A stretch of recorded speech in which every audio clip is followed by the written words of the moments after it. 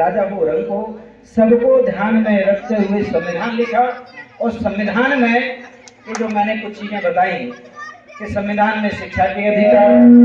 संविधान में राजपाट में जाने का अधिकार, संविधान में हमारे लोगों को जो शासन प्रशासन में पूछ परख नहीं होती थी तो बोर्ड के माध्यम से अपना राजपाट बनाने का, अपने प्रतिनिधि बनाने का,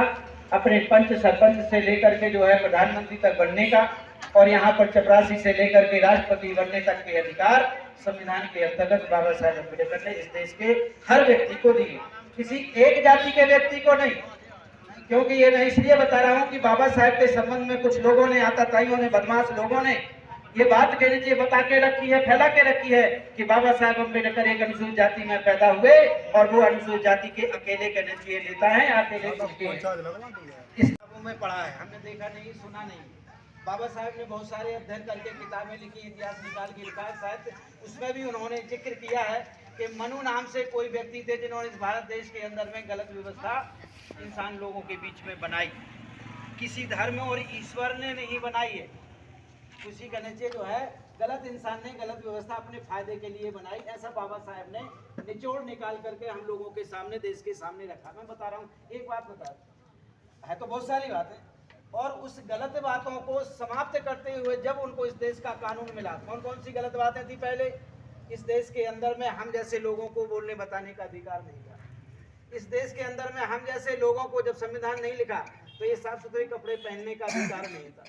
हम जैसे लोगों को पढ़ने लिखने का अधिकार नहीं था, नौकरी करने का अधिकार नहीं था, हमारे लोगों को पंच सरपंच से लेकर के जो है प्रतिनिधि जनप्रतिनिधि बनने का अधिकार नहीं था, एक नीचे चपरासी से लेकर के राष्ट्रपति तक जितने भी प्रशासनिक पद होते ये कोई बनने का अधिकार नहीं था। किनको?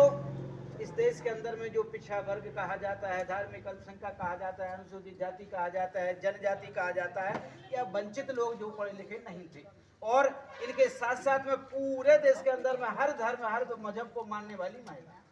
इनको भी पढ़ने लिखने का अधिकार नहीं था। ये गलत व्यवस्थाएं थी, उस व्यवस्था को खत्म करते हुए जब बाबा साहब को संविधान लिखने का मौका मिला तो सबसे पहले बाबा साहब अम्बेडकर ने कहा कि इस देश के अंदर में हमारे लोगों को जो दुर्दशा हुई है, जो गलत व्यवस्था थोपी है जिनने, वो अज्ञानता के कारण उन पर थोपी गई है। इसलिए बाबा साहब अम्बेडकर ने प्रमुख समझा कि इस देश के अंदर में हर नागरिक को, हर व्यक्ति को, हर मजहब के आदमी को, चाहे महिला हो, पुरुष हो, बेटा हो, बेटी हो, सबको, गरीब हो, राजा हो, रंग हो, सबको जो है शिक्षा प्राप्त करने का अधिकार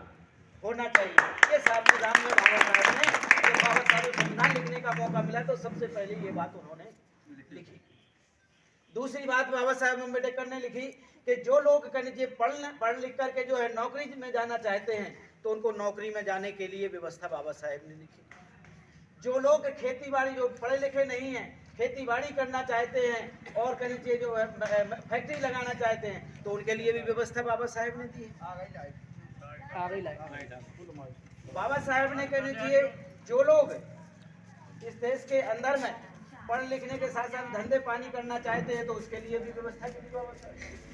बाबा साहब ने व्यवस्था लिखी कि जो लोग आवाज बना दे,